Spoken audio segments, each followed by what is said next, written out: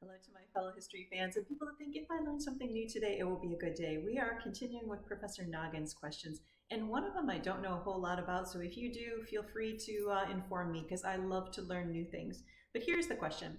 In what year did British troops finally leave America? And the answer, according to this, is 1783.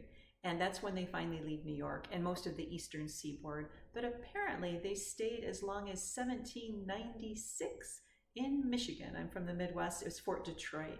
And part of this is a really long and drawn out issue because after the Battle of Yorktown, now we're going all the way back to 1781, the more or less under the terms of surrender, it looks like America has won.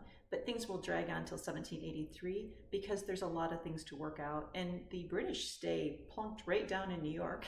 And in part of that is they need to get loyalists out. They'll eventually get loyalists out. There's also a huge issue, and this gets back to the Detroit issue, of debts owed. So when the revolution broke out, a lot of Americans owed, there might be merchants, farmers, whatever, owed debts to Britain.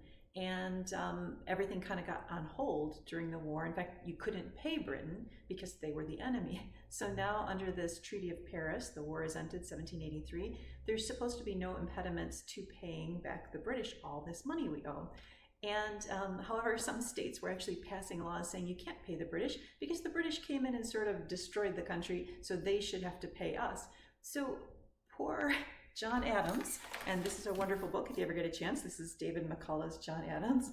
He is one of the ones trying to deal with this fact that these debts paid are creating problems.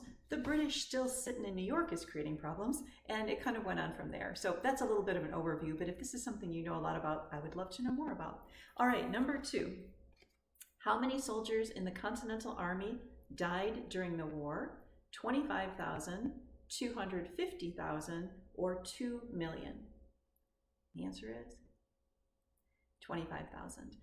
And actually, a lot of those weren't even bullet or cannon shots. A lot of people died because of unsanitary water, because of illnesses that went through the army. All right, last question, number 3. The Continental Army remained camped at Verplancks Point outside what city in 1782? And the answer to that is